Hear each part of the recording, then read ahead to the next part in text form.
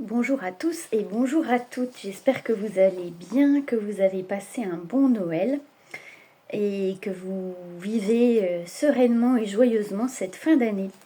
Alors une petite vidéo pour vous parler de l'année à venir, 2025, qui selon plusieurs astrologues que j'ai écoutés va être une année vraiment à part, une année exceptionnelle à plusieurs niveaux et notamment sur un plan astrologique parce qu'il y a de nombreuses planètes qui changent de signe.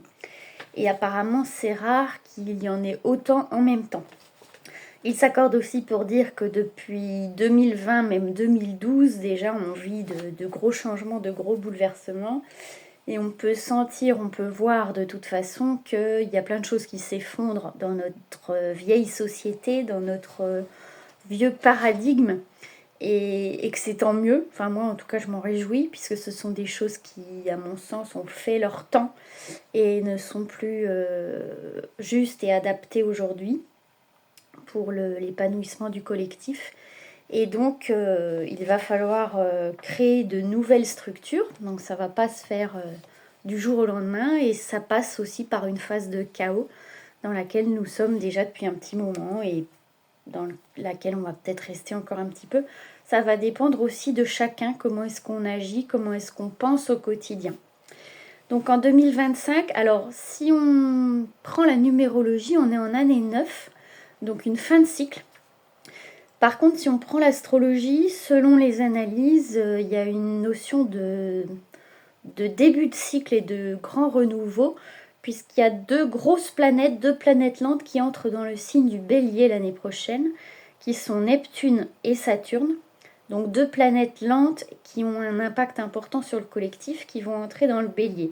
Et le Bélier, c'est le premier signe du zodiaque, c'est celui qui démarre l'année zodiacale au printemps. Et donc c'est vraiment un signe de renouveau, hein, c'est un signe de feu. Le renouveau du printemps. Donc voilà, ces deux grosses planètes qui vont entrer dans ce signe, c'est pas anodin sur le collectif.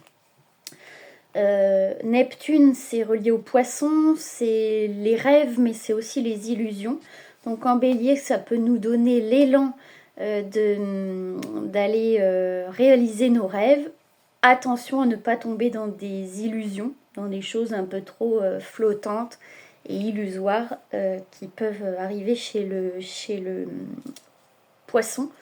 Donc là, c'est Neptune. Donc Neptune est la planète du poisson. Et puis, on peut avoir aussi une intuition plus accrue. Et Saturne, c'est la rigueur, c'est le temps, c'est aussi les contraintes. Est-ce que tu as bien étudié ton projet? Donc en bélier, le bélier c'est quand même aussi l'action, donc là ça peut nous donner une rigueur dans l'action. Donc ça peut nous aider à réaliser nos rêves puisque ça va nous apporter la structure et la rigueur pour finalement mettre les choses en place correctement. On a aussi donc en cette fin 2024 Pluton qui est entré en Verseau pour une vingtaine d'années, j'ai pas noté la date exacte de fin mais on en a pour un petit moment. Donc ça, c'est Pluton, c'est le raz-de-marée hein, qui déconstruit tout ce qui n'a plus lieu d'être pour reconstruire en mieux. Et on a bien vu en Capricorne, quand il est entré en Capricorne en 2008 jusqu'à 2024, qu'il a fait pas mal de ménage et de changements dans les structures, dans l'économie, etc. Donc là, en Verseau, on peut être sûr qu'il va y avoir encore de gros changements sociétaux. Le Verseau étant un signe de liberté, de fraternité. C'est un peu la devise liberté, égalité, fraternité. Les nouvelles technologies aussi. Donc il peut y avoir vraiment un vent de contestation et d'indignation. Et je crois qu'on a de quoi s'indigner actuellement au niveau de nos dirigeants. De nos modes de gouvernement. Il y a de quoi s'indigner, il y a de quoi vouloir quelque chose de mieux pour le collectif, quelque chose de plus juste. Donc voilà, actuellement il y a aussi une opposition entre Mars et Pluton. Donc Mars et Pluton, ce sont deux planètes qui ont des points communs, qui s'entendent plutôt bien, mais en opposition, c'est un aspect de tension. Donc ça peut exacerber la colère avec Mars. Et Pluton, pareil, qui déconstruit. Donc Pluton face à Mars, voilà, c'est un peu le combat des titans. Donc ça peut Ça peut générer de l'agitation, des grosses remises en question, une recherche d'authenticité aussi, une quête de sens. Voilà. Il y a également le nœud nord qui va changer de signe, qui était en bélier. Le nœud nord, c'est ce vers quoi on tend, et ça représente aussi les défis et le potentiel de croissance. Donc au niveau collectif. Après, chacun dans notre thème natal, on a aussi un nœud nord et un nœud sud. On appelle ça l'axe des nœuds lunaires qui vont être dans des signes. Mais ça, c'est à regarder dans le thème natal. Au niveau collectif, le nœud nord va passer donc du bélier au poisson. En bélier, ça nous a demandé de nous affirmer, d'affirmer notre individualité. Et en poisson, ça va être justement concrétiser nos rêves et faire attention aux illusions. Il y a Jupiter aussi qui est une grosse planète, qui est la planète de la chance, de l'expansion, de la croissance, de l'abondance, qui est en Gémeaux et qui passera en Cancer en juin. Donc signe d'eau dans lequel elle est assez à l'aise. Donc là, ça va être aussi l'expansion sur le plan, ça peut être sur le plan de la famille, Cancer, la famille, le clan. J'ai pas noté plus sur Jupiter en Cancer, mais en tout cas expansion. Et pour les personnes qui ont leur soleil, lune, ascendant en Cancer ou d'autres planètes, ça peut être très positif. Et également pour d'autres signes qui sont bien aspectés, qui forment de bons aspects avec ce signe-là. Voilà, donc ça va être une année dans tous les cas, là j'ai donné des grandes lignes, mais qui va nous secouer, qui va apporter de gros changements, du renouveau, qui va continuer à liquider ce qui n'a plus lieu d'être pour pouvoir installer autre chose et installer de nouvelles valeurs, une nouvelle société.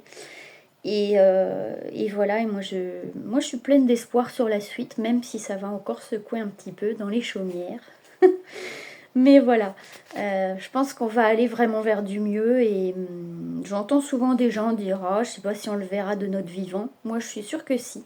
Et qu'en fait, ça y est, on est dans l'ère du Verseau et le Verseau, Pluton reste en Verseau jusqu'en 2043 ou je sais plus exactement. Donc forcément, on va avoir des changements, c'est obligatoire. Une planète comme Pluton qui a changé de signe, on va vraiment voir des changements assez rapidement. Et vraiment, les astrologues sont d'accord pour dire que 2025 va être une année très importante. Et au-delà de l'astrologie, je voulais vous inviter à un petit questionnement que je propose souvent en fin d'année, que je me pose à moi-même. Quelles ont été vos fiertés en 2024 ? Quels défis vous avez surmontés ? De quoi vous êtes fiers ? Qu'est-ce que vous avez relevé ? Qu'est-ce que vous avez dépassé cette année ? Quelles qualités vous avez développées ? La persévérance, la patience, la foi, le courage. Voilà. Qu'est-ce que vous avez développé cette année ? Quels sont vos objectifs principaux, vos objectifs de vie pour 2025 ? Vers quoi vous avez envie de tendre ? Peut-être que vous êtes déjà accompli dans certains domaines de vie. Qu'est-ce que vous avez envie encore de nourrir ? Ou qu'est-ce que vous avez envie de transformer ? Comment vous vous voyez dans 5 ans ? Quelle est votre vie idéale dans 5 ans ? Et puis, voilà, quelles sont vos fiertés sur les différents plans professionnels, personnels, relationnels ? Quels sont vos apprentissages ? Quelles ont été vos plus grandes réussites ? Et je ne vais pas parler d'échecs, mais quelles sont les expériences qui vous ont fait grandir, qui vous ont appris sur vous ? Voilà. Voilà pour cette vidéo. C'est bien, ça fait moins de 10 minutes, c'est pas mal. Je m'excuse, je n'ai pas pris soin de mettre des habits jolis et qui vont bien ensemble, donc je m'aperçois que c'est assez moche. Mais c'est pas grave. Et puis je fais ça avec mon nouveau téléphone et du coup au niveau de la prise de vue, c'est pas non plus ce qu'il y a de mieux. Mais voilà, vous aurez la qualité, je pense, de l'image et du son. Et voilà, j'espère que ça vous intéressera et je vous souhaite une très belle fin d'année et un beau passage vers cette année qui promet beaucoup de mouvements en tout cas, 2025. Prenez bien soin de vous et à très vite.